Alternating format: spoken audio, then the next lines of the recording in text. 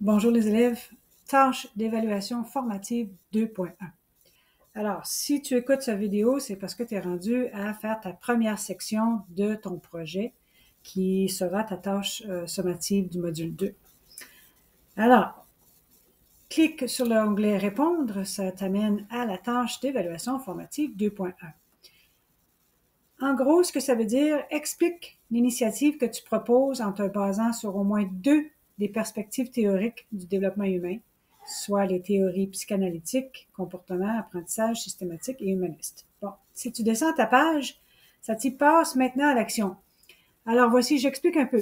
Propose une initiative. Qu'est-ce que c'est une initiative?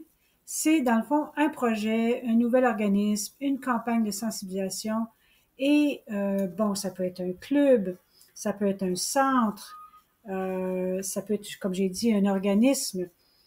Puis ça va permettre à un groupe de personnes de ta communauté. Donc, communauté disant ton école, ton village, ta ville ou même ta province.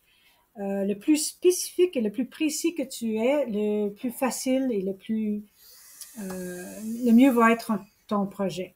Alors, si tu décides de faire un organisme ou un centre ou un club, tu dois décider à quel groupe de personnes, soit dans ton école, dans la ville, que tu veux que ce groupe-là les aide à s'épanouir et développer leur capacité de résilience. Tu peux également choisir une initiative, un projet qui existe déjà, ok? Mais tu dois y répondre, pas tout à fait à l'époque, excusez, tu dois, qui existe déjà, mais tu dois me dire qu'est-ce que tu vas ajouter à cette initiative-là, qui est originale de toi. Bon, ceci dit, vous descendez la page encore et en rouge, c'est inscrit cette initiative sera la même que tu devras peaufiner, améliorer lors de la tâche. Ça veut dire c'est le projet que tu commences maintenant, c'est le même projet que tu vas ajouter les éléments dans 2.2 et c'est le même projet que tu vas tout améliorer pour que ça devienne ton projet final du module 2. Les points à faire.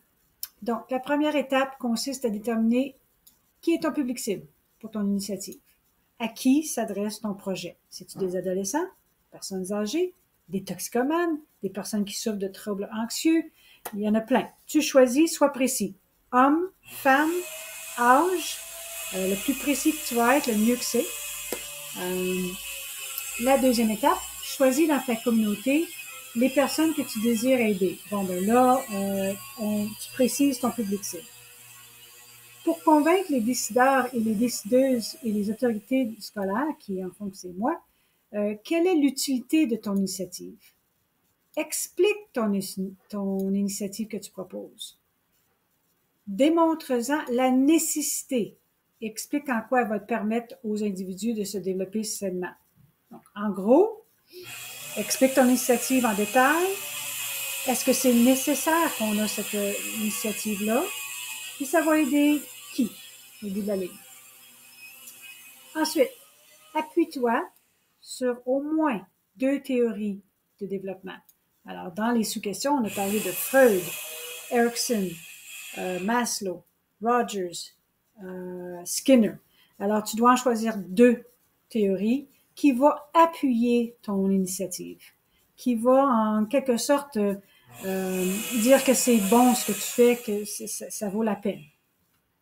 Essentiellement, ton initiative devait répondre aux besoins spécifiques de ton public cible. OK? Alors, précise-moi c'est quoi leurs besoins. Si tu choisis des adolescents de l'âge de 18 ans, ces besoins sont beaucoup différents qu'un adolescent de 11 ans, qu'un adulte de 40 ans. OK? Alors, tu dois préciser c'est quoi les besoins de les individus que tu veux aider. Ensuite, le point suivant explique comment ton initiative permettra à un public cible de retrouver un comportement équilibré et adopter une vie saine. Alors, ton projet, comment va aider ton public cible à avoir un équilibre dans sa vie. Et le dernier point que tu dois ajouter, premièrement, qui sont les intervenants? OK? Quels sont leurs rôles? Et Tu ne peux pas prendre des bénévoles, tu peux ajouter des bénévoles, oui, mais tu peux pas prendre des enseignants ou ainsi de suite. Les intervenants, c'est les personnes qui vont être responsables de ton initiative. C'est parfois des travailleurs sociaux, c'est parfois un spécialiste dans le domaine, mais vous devez décider qui sont-ils et quel est leur rôle à jouer. Tout ça, tu le mets dans un document Word ou PDF. J'ai juste besoin le texte, ok, la mise en page est pas importante, et tu déposes ça dans le pigeonnier pour la tâche formative 2.1. Lorsque je vais recevoir ton projet, je vais le lire et je vais te partager un tableau. Dans le pigeonnier, tu vas pouvoir aller chercher ça pour savoir les éléments que tu dois améliorer dans cette première section de ton projet. Alors, ceci, c'est la petite vidéo. Je vais la mettre ici, où ça dit vidéo à venir. Elle va apparaître là pour t'aider. Alors, bon travail et à plus tard.